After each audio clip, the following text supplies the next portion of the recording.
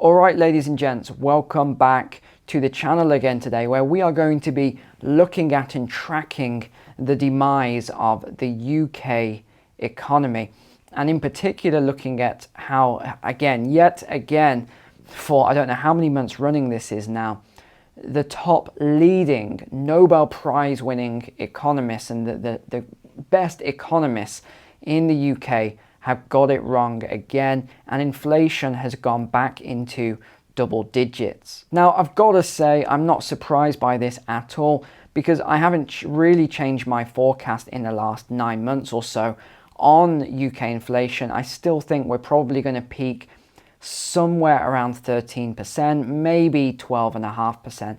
I think that's going to be the peak in the first quarter of 2023. But again, that all depends on the monetary and fiscal policy. Monetary, Bank of England; fiscal is the government. If they keep fighting one another like this, you're going to see inflation getting worse. This is why they need to work together. The government needs to cut unnecessary spending. I'm not talking about necessary spending, but they need to cut down on wastage and unnecessary spending. And the Bank of England needs to follow their plan of tightening, and that means bonds, but it also means interest rates. Now, I know that's really painful, and people do not like hearing me talk about these things, but sometimes it's better to take the short-term pain than have the long-term pain. Just look at what happened during the Great Depression. If they had done it differently, the Great Depression would probably have never happened in the first place. So sometimes it is better to have a year or 2 years, or sometimes even 3 years of pain, than have it become 10 years of pain, or a deflationary spiral, or a hyperinflationary spiral where everyone just loses their life savings. And I know this sounds alarmist, but it is possible. We could see, if everything continues the way it keeps going, you could see a hyperinflationary spiral. You could see bail-ins, not bail-outs this time. You could see runs on banks, banks collapsing, pension funds completely collapsing. All of this stuff is hypothetically possible. And I would say the most worrying thing about all of this is that I was just reading again. I think most of you know I read for sometimes 3 to 4 hours per day. At the moment it's a lot less than that because I'm putting out so many videos and doing so much research. But just yesterday I was reading some really interesting books that go back to the 1700s, 1750s period, talking about a lot of this stuff. And it goes right the way through to the 1900s, and it talks about the hyperinflationary scenarios and the Weimar Republic. People get upset if I say Weimar Republic, the Weimar Republic, mainly you Germans. But in that book and in that sort of research that he talked about, where he tracked all of these different recessions and depressions, he basically said that in almost every single time when the government has a choice between tightening spending, cutting the lifestyles down, cutting everything down in terms of business and military spending, in almost every single time they never choose to do that.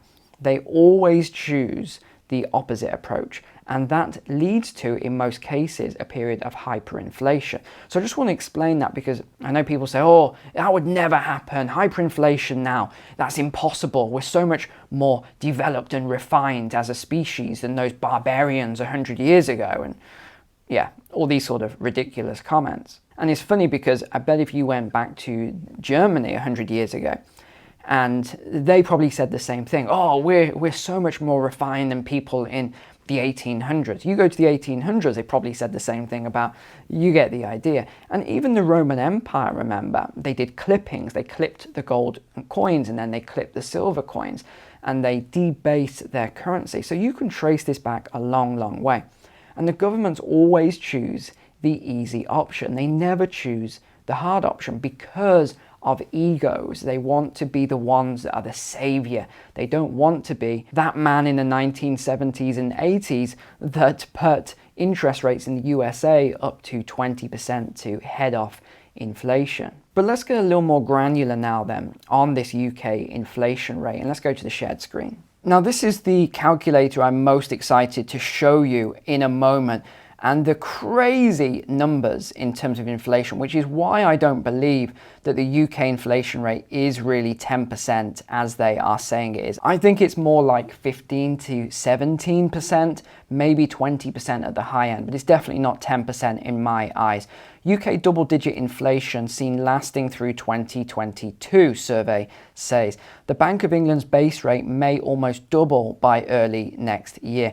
Now, you look at this chart that they have, and they keep updating this all the time, which is quite amusing.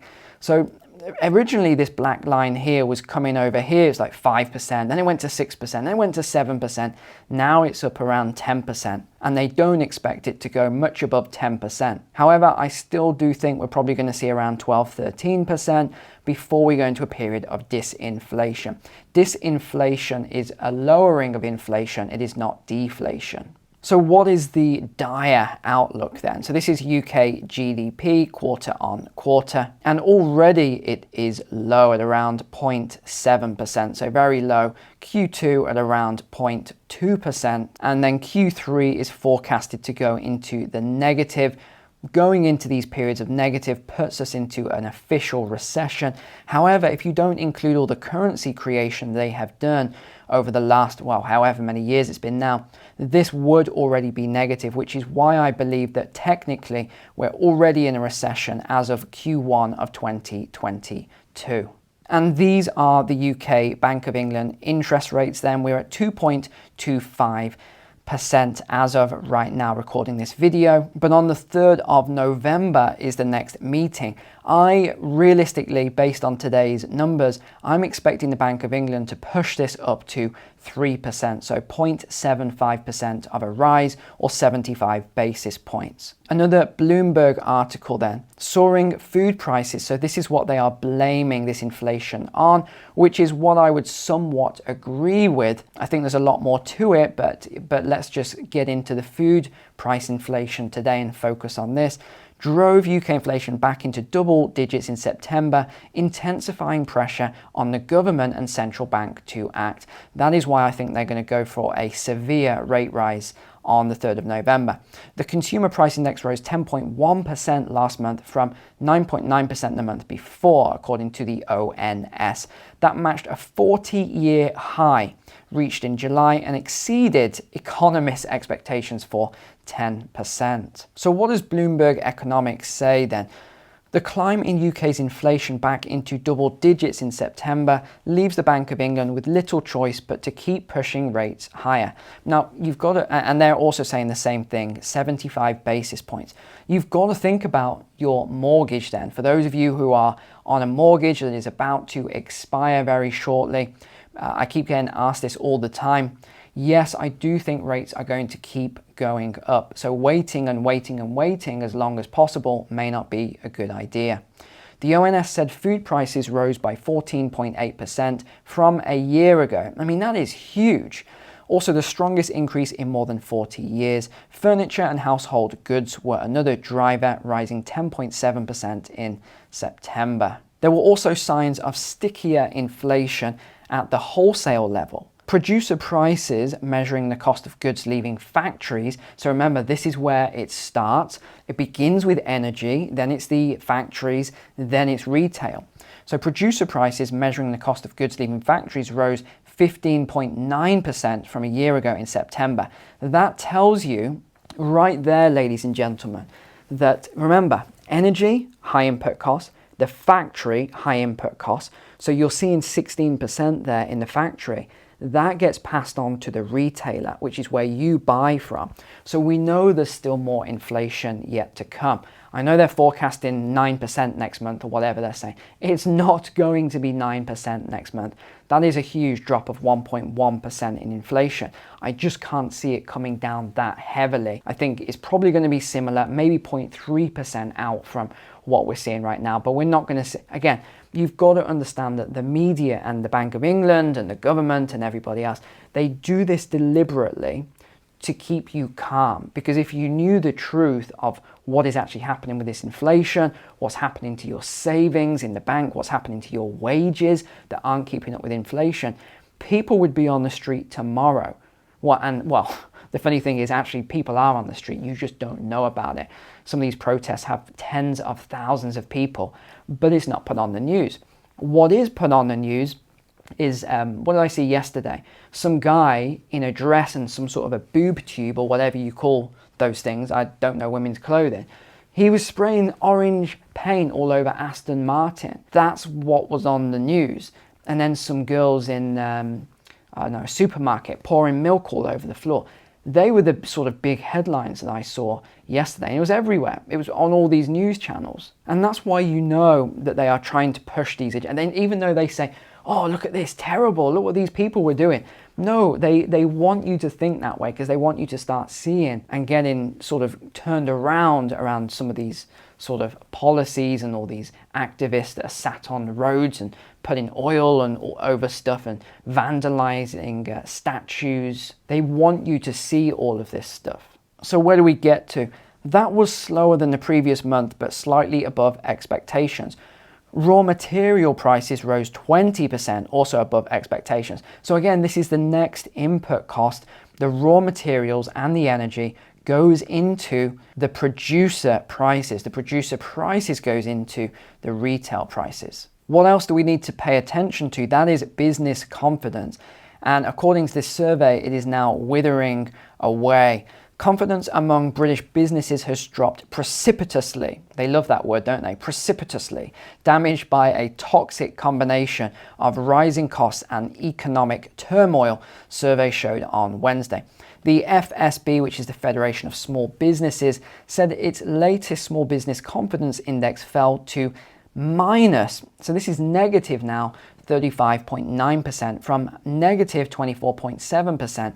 This is the worst reading outside of the you know what lockdowns. The surveys underline the threat of recession and scale of the task facing new Finance Minister Jeremy Hunt. We got to make sure we pronounce the Hunt correctly. If you've seen all the news channels this week, they've been getting his last name wrong. I wonder if that was an accident or not. In turning Britain's economy around, the FSB said 68% of small businesses had raised pay over the last year, with wage increases averaging 4.5%. Now let's get on to this calculator then, because this is really interesting here. So they're giving you some sort of typical things here, sliced bread and milk, but let's clear this and let's go for activewear. So I just clicked this button here. More activewear is up on average 11.5%. Okay, I'm sure people can go without that. What about a full English breakfast, which is the British favorite here? Well, that is up 14%. I mean, baked beans up almost 35%, tomatoes 13.8%, spreadable butter 25.6%, bacon 16.2%, sliced white bread almost 15%. This is why I just don't believe inflation is what they say, because you've got two types of inflation. You've got the sort of what the government puts out, but then you've got the inflation that most affects the consumers. What about a meal out then? Well, that is up by 10%. A night in, that's up by 7.2%. Vegetarian meal, oof, the vegetarians are not going to be happy with this. They're getting hammered here. 18.5% on bread rolls, 25.7% on chips, 13.8% tomatoes, veggie burgers up 20%, mayonnaise up 25.2%. But let's just clear this a moment. Let's just, again, I'm just going to grab some random items. Let's grab the first one here. A4 printed paper. Oh my goodness. 43.5%. Aluminium, or as the Americans say, aluminum foil. I know this is going to be up because they banned production of it. Let's see this one. 26.4%. Let's go for, what else can we grab here? Okay, cheese. I know they've been destroying dairy. Let's look at cheese. That is up 24.5%. Let's grab a random one here. Let's go for coffee pods. Let's see coffee pods. They are up 10.3%. Next one, random one. Gammon, let's see gammon, up 7%. MDF wood, let's see that one. That is up 17.4%. A t-shirt then, up 10%. So again, I just picked some random things here. I didn't pre-screen any of these. And you can see just from looking at this, that is 17.1%, just from some random items that I think most of us have in our home. So where they get the 10% figure from, again, I don't think this applies to the average household, which is why I've said, and this has just proven it, I think it's somewhere between 15 and 20% at the high end that real inflation is. It is the government and the Bank of England who have created too much currency, new currency, which is what inflation is. It's a monetary phenomenon of increasing the currency supply. Yes, there's also some side angles of energy and food, but again, that is also due to the government. People don't really understand this if you speak to the average person on the street. They don't realize that the sanctions have created the food price inflation. The sanctions have created the energy inflation. And that is now hitting what we just looked at, the businesses, producer prices, raw materials. This is all from the government and the central bank. And it's the same in every other country. Another article then about UK businesses. British company owners are pulling investments as a crisis triggered in Westminster pushes up borrowing costs and hits confidence in an economy once seen by businesses as a haven of stability. And that is true. People have always seen the UK as a safe haven for business. And this is what I don't think the Chancellor or the Business Secretary really appreciates, or why they don't listen to the industry bodies.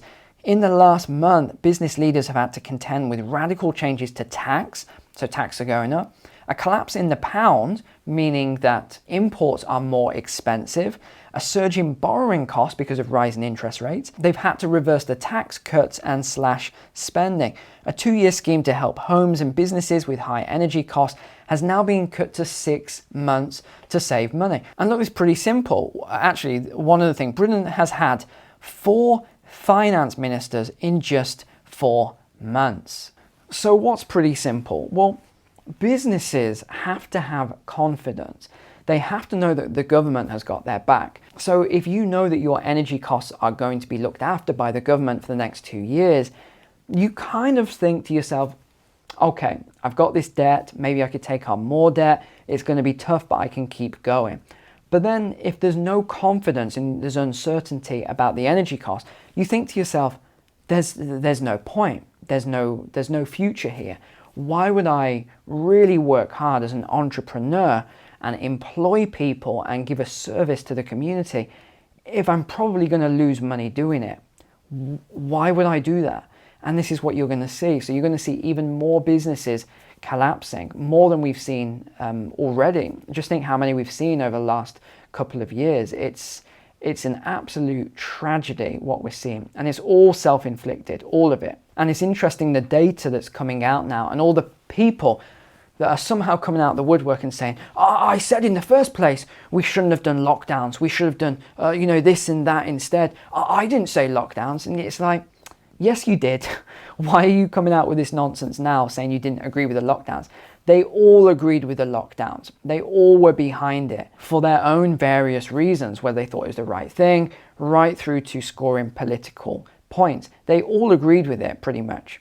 Now, yeah, there was a few outliers that didn't, and they've proven to be correct around it, because what this has done is caused all sorts of other problems now. And just as we wrap up the video then, the British pound as of today is worth $1.12, so still pretty low. And for those of you Americans that might be watching, $1 is still at parity with the euro. So if you're going to Europe anytime soon, you're going to be pretty rich compared to what you would have been a few months earlier. And here's just the data that backs up today's video. So this is the UK CPI, so the Consumer Price Index. You can see how it's been running up over the last year. Here is the UK inflation rate, and we can see this on a max scale, and you can see it is just taking off like a rocket. But we have seen this little dip here, which shows that it may be starting to slow down a little bit.